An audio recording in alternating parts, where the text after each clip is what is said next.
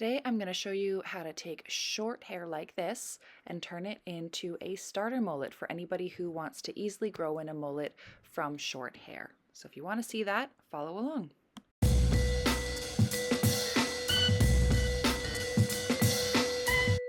Today I have my setup here, which includes my comb, my scissors, my texturizing shears, clipper, trimmer, and all of my guards. Now I'll mostly be using my guards 1 to 3, and just for a little notice for you guys here, I'm not like a high-level barber or anything. I do men's cuts and I do, I think, a pretty solid job at them, but this is essentially a little video for anybody who is a starter at men's cuts and they want to learn how to get better.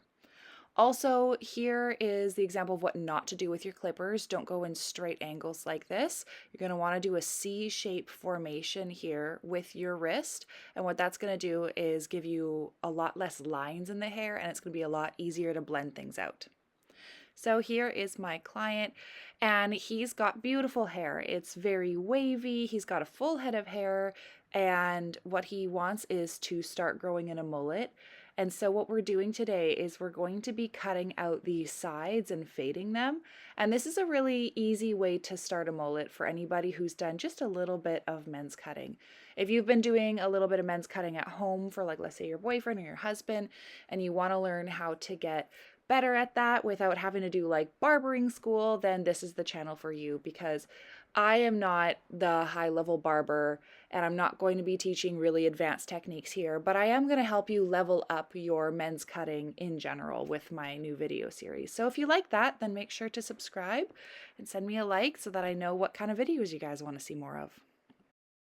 So I always start with brushing out everything with my comb to set it down to its natural position, and then I comb everything into the direction I want it to be. So I'm starting with my 3 guard here, and I'm going to go around the ear, and I'm sectioning out this top bit here because I want it to kind of have an overhang, but a very soft one.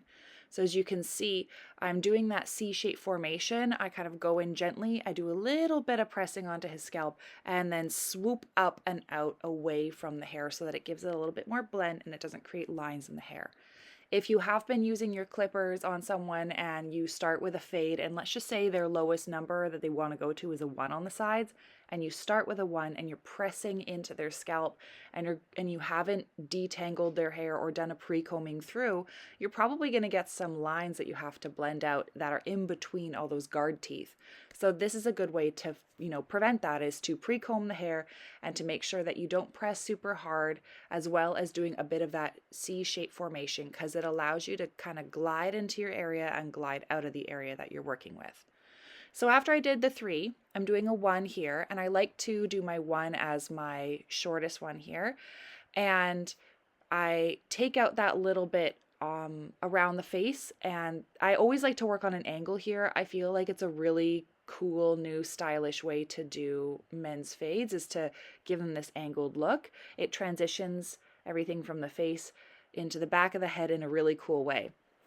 So I've started with my 1, and when I want to blend between my 1 and my 3, I'll kick down the foot on my clippers, which will turn it into a 1.5. And then I'm going to use my 2 and blend in between. But what I like to do before I do too many steps is I like to do the other side as well. On my first side, I did a 3, and then I did a 1, and then I did a 1.5 to blend between the 3 and the 1, but it's not all the way completed yet. But I do want to do my other side to make sure everything's pretty symmetrical on either side before I start to get too heavy into the detailing and maybe forget some of the steps that I've done. So this is a good way to do that. I'm holding my comb here so that I don't accidentally go past any area that I don't want to. And combing everything forward towards the face and clippering up allows for an even softer blend for when I comb everything back for the way it's supposed to sit at. What I like about this mullet is it isn't extreme. It's on the end where you can make it look a little bit more professional, but you can also have a little bit of fun with it depending on how you style it. So if you've ever wanted to learn how to do a mullet, or at least to kind of start with your men's cutting to elevate it a little bit more, these are some easy tips. And I wanted to start with this video because you don't really have to do the whole head. If you just want to do these 2 side pieces here and leave it from there, you totally can. I'm going to be doing a little bit of texturizing and cutting into the top, and that will come in a little bit later. So if you just wanted to see how to blend in the sides to give it that cool overhang mullet look, then I'm glad that I showed you that, and I hope you enjoy. So now I'm taking my comb and my scissors, and I'm doing scissor over comb, and I'm just chipping into those ends. I don't really want to do a lot of straight across cutting. I mean, especially if you're new to cutting with scissors and comb, I would do chipping in like I'm doing here, where I just nip away at the ends of the hair and create little V's, because that creates some softness rather than to cut straight across. Like what I'm doing here is I'm doing a scissor over comb trimming technique. That's pretty hard and it takes a lot of practice. So I would always start with that little chipping in, because it gives a softer, more layered result than to potentially have lines in the hair where you have to go shorter and shorter and shorter if you're new to doing that style of cutting. And as you can see, while using both my texturizing shears and my regular shears, I have managed to soften up that overhang and the transition to the back quite a lot without having to sacrifice a lot of his length.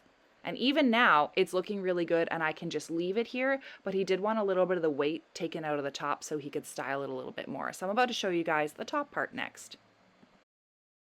So where I'm going to start with the top is where I have connections from that heavy top area into my faded sides. I'm just going to be lifting up pieces and taking my barbering shears and chipping into the ends here. His last haircut was done by somebody else, and what I can see is that there wasn't a lot of chipping in done because he has a lot of thick, heavy hair, and it all seems to be cut at one length with not a lot of this kind of layering put in to take the weight out of the ends. The more weight you take out of the ends for thick hair like this, the softer and softer the result is. It's like a little bit more shaggy and a little bit more layered, and it is just a way better way, in my opinion, of creating something that doesn't have hard or heavy lines into it, as you can see. You can take this slow, go a little bit at a time, but what I do like about just chipping in for a men's cut is it just softens up all of this stuff here, and you don't have to worry about cutting a different length, especially if someone's growing out their hair like this. You can just do those sides, do a little bit of chipping and a texturizing, and then there we go, they're all done. Or you can get a little bit more technical and into it and then give them a full top cut and bottom cut, but actually the back of his hair is not long enough to be considered a mullet. He doesn't have that kind of tail look yet, so I can't wait till he does in about 4 months when he comes back for a touch-up on those faded sides, and we can see where he's at from there. But I think overall this is just a really good cut for something that's low maintenance but still a lot of fun. You can also use your texturizing shears to kind of pull a lot of weight out of those sections if you want to give it an even softer look. It just really depends on you what you want it to look like. If you want to have a more harsh overhang or a little bit less blending, you can do less of this texturizing, but I like to have a very soft gradual change from one into the other, as you can see here. And instead of using my 2-guard today, I did scissor over comb with my thinning shears in between that area of the 1 and the 3, and that gave him this really cool look because he has this very like heavy looking fade up on the top where it's very quickly transitioned from a 1-guard into his full dense hair length. And that's the kind of style that I like.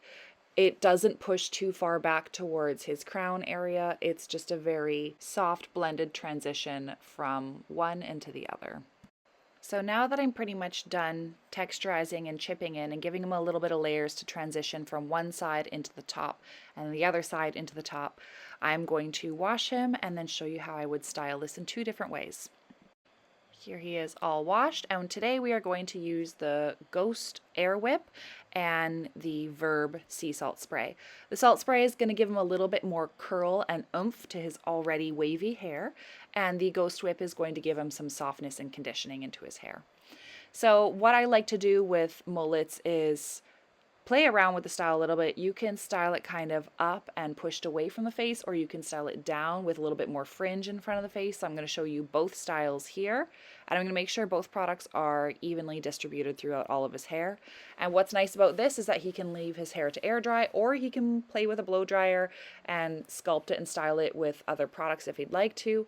But here it is with more of a pushed over look, and I always like to finger comb everything from behind the ear a little bit back, so that it goes more into that mullet-y style and look, and it looks really fresh and faded. So here it is. I would say this is professional enough for most workplaces. He has his hair clean and fresh on the side, especially if he's doing Zoom meetings. And then he's got a little bit of party in the back, which is super fun. And now I'm styling it down where I'm just pushing a little bit of his fringe forward.